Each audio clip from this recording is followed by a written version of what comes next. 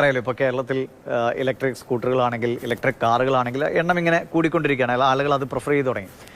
അപ്പോൾ ഈ electric car ഉടമകൾ അവർ ചേർന്നൊരു കമ്പനി അങ്ങുണ്ടാക്കി. അങ്ങനെ കേരളത്തിലാകെ ഏകദേശം 40ഓളം ചാർജിങ് സ്റ്റേഷനുകൾ ഇവർ സ്ഥാപിച്ചു.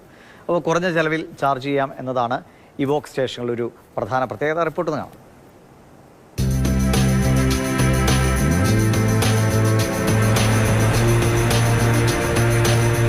നമ്മുടെ നിരത്തുകളിലുള്ള മിക്ക വൈദ്യുതി കാറിലും ഇവോക്ക് എന്ന് എഴുതിയിട്ടുണ്ടാകും. എന്താണ് ഇവോക്ക്? ഇവോക്ക് എന്ന് പറഞ്ഞാൽ ഇലക്ട്രിക് വെഹിക്കിൾ ഓണേഴ്സ് കേരള. ഞങ്ങളൊരു വാട്സാപ്പ് കൂട്ടായ്മയായിരുന്നു. 2021 തുടങ്ങിയ അസോസിയേഷനാണ്.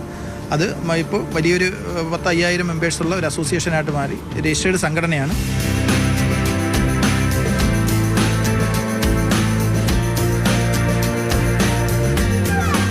വൈദ്യുതി കാർ വാങ്ങാൻ ആളുകളെ ഒന്നുകൂടി ചിന്തിപ്പിക്കുന്ന ഒന്നാണ് ചാർജിങ്ങിനെ പറ്റിയുള്ള ആശങ്ക.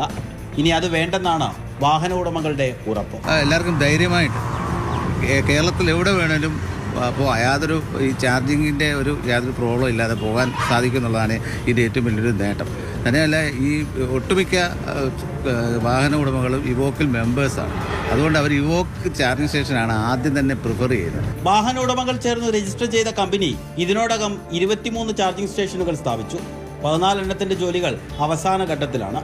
ഞങ്ങളുടെ അസോസിയേഷൻ മെമ്പേഴ്സിന് 15 രൂപ ഡിസ്കൗണ്ടഡ് റേറ്റ് ആണ്. അത് മെമ്പേഴ്സ് അല്ലാത്തവർക്ക് 18 രൂപ. അപ്പം ആദ്യമൊക്കെ എന്ന് പറഞ്ഞാൽ 22ഉം 30ഉം ഒക്കെ റേറ്റ് ആയിരുന്നു പെർ യൂണിറ്റിന്. ഇപ്പം എല്ലാവരും കുറച്ചിട്ടുണ്ട്, റേറ്റ് കുറച്ചിട്ടുണ്ട്. ഇവോക്കിന്റെ ഭൂരിഭാഗം ചാർജിങ് സ്റ്റേഷനുകളും ഹോട്ടലുകളോട് ചേർന്നാണ്.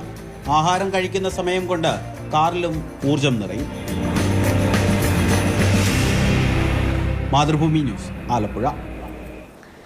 രഘു അതിനെക്കുറിച്ച് കൂടുതൽ പറയാം. രഘു, വളരെ മാതൃകാപരമായ ഒരു കാര്യമാണല്ലേ. പലർക്കും ഇത് ചാർജ് ചെയ്യണം എങ്ങനെയാണ്, ദൂരയാത്ര പോകുമ്പോൾ പ്രശ്നമാണല്ലോ എന്നതൊക്കെയാണ് കുറച്ചുപേരെങ്കിലും ഈ ഇലക്ട്രിക് വാഹനങ്ങൾ വാങ്ങുന്നതിൽ നിന്ന് അവരെ പിന്തിരിപ്പിക്കുന്ന കാര്യം.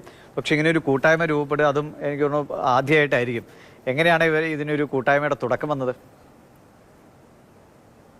വാർത്തയിൽ പറഞ്ഞതുപോലെ നമ്മളെ എല്ലാവരെയും ആശങ്കപ്പെടുത്തുന്ന ഒന്നാണ് ഈ വൈദ്യുതി വാഹനങ്ങൾ ഇവിടെ ചാർജ് ചെയ്യും എന്നുള്ളത്. ഈ കാലത്ത് അല്ലെങ്കിൽ ഇപ്പോൾ കുറച്ചധികം സ്റ്റേഷൻ ഇവോക്കൊക്കെ ധാരാളം സ്റ്റേഷനുകൾ സ്ഥാപിച്ചു.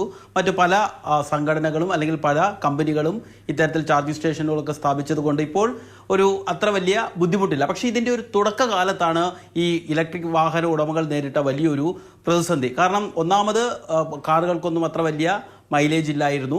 ഒപ്പം തന്നെ ഇത്തരത്തിൽ ചാർജിങ് സ്റ്റേഷനുകളും ഇല്ലായിരുന്നു. അങ്ങനെയാണ് ഇവർ ഇവോക്ക് എന്നുള്ളൊരു സംഘടന, electronic vehicles owners of Kerala എന്നുള്ളൊരു സംഘടന ഉണ്ടാകുകയും അവരൊരു വാട്സാപ്പ് ഗ്രൂപ്പായിട്ട് മാറുകയും പിന്നീട് കൂടുതൽ ആളുകൾ അതിലേക്ക് എത്തുകയും ഇപ്പോൾ 10,000 6,000 പേരൊക്കെ ഉണ്ടാകുന്ന ഒരു വലിയൊരു സംഘടനയായിട്ട് അത് മാറുകയും ഒപ്പം തന്നെ അത് നാട്ടുകാർക്കും ജനങ്ങൾക്കുമൊക്കെ പ്രയോജനം തരുന്ന